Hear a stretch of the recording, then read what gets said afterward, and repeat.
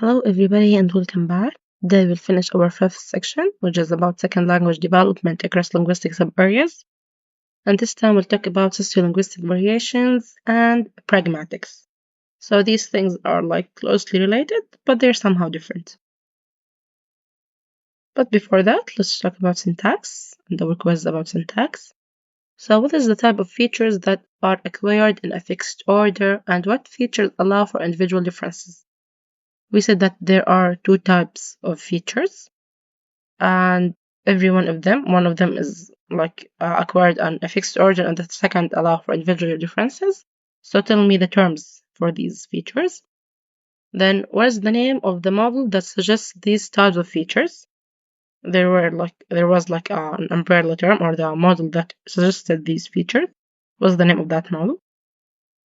What's the reason that certain features are acquired before others? We talked about two theories and hypotheses, regardless of what we're calling them. So, one of them explained why are some features acquired before the others, or the fixed order for that features.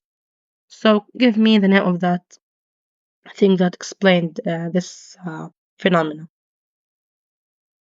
Then we have native vs non-native. So it's like the usage of language between native speakers and non-native speakers. So there was a study about learning French. So I'm not sure about the pronunciation actually, but we have I think nous and o. So the first one is formal we and the second is informal we. So these two words mean we, but the first one is formal and the second one is informal. So non-native speakers were found to use the informal equivalent much less than native speakers. So non-native speakers used formal we more than the informal one, but native speakers used the informal more. And more advanced learners were, that's a typo, sorry.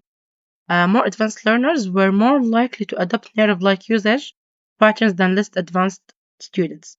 So the more advanced one, learners in their third or fourth year studying the language, were more likely to adopt native-like usage. They use the informal one more than the formal one, more than the less advanced students, they're in their first or second year. So the more you're engaged with the language, the more you're most likely to adopt native-like usage of the language. We have diverse views about to which extent such sociolinguistic variations that we've talked about before should be explicitly acknowledged and taught in the classroom. So should we teach them only the formal language, the language in the box? Or should we also teach them the sociolinguistic variation, the language that actually used by native speakers, and the language that should be taught in the academic books? But most teachers would agree that being able to use L2 linguistic features in a contextually appropriate situations is part and parcel of L2 communicative competence. So most teachers would agree that being able to use the language correctly and appropriately in different contexts, like formal, informal, something like that, is a crucial part in being competent in using or communicating in that language. So it's important knowing these sociolinguistic variations.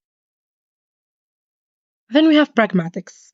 So the simple definition of pragmatics is the study of how context and situation affect meaning. But we have a more detailed one, is the study of factors that determine how we choose certain language patterns in social interactions and what effects these choices have on our conversational partners. Again, it's the same thing, how we use the language, how we choose our choice of words or language, depending on the context and who we are speaking with. The study of pragmatics includes speech acts. What are the speech acts? Speech acts, like requests, asking for a request, and giving commands, depending on who are you talking with. and the study of form of address, how we are addressing others, and politeness, among others. So these are speech acts that are pragmatics includes our study. We have an example, which could you close the door? Actually, this sentence doesn't mean like I'm asking you whether you are physically able to close the door or not. It's much like I'm asking you to close the door, but it's like in a polite way. So the pragmatics is about understanding like the meaning of the sentence, not like the meaning of the structure. So that's what do I mean by pragmatics. We have interlanguage pragmatics.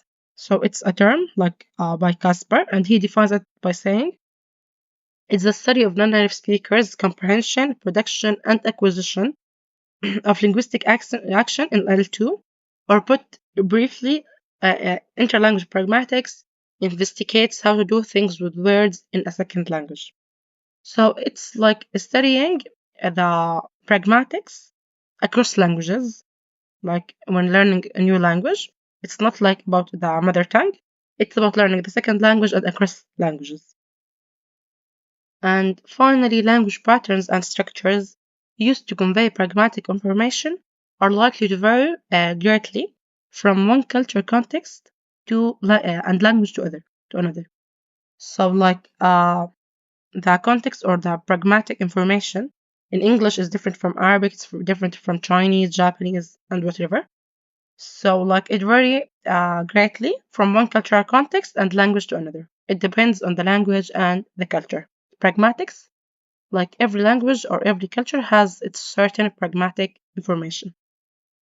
And that's all. With that, we have finished our fifth section. And next time, inshallah, we'll start with our final and sixth section. Thanks for watching and see you again, inshallah, in our next video.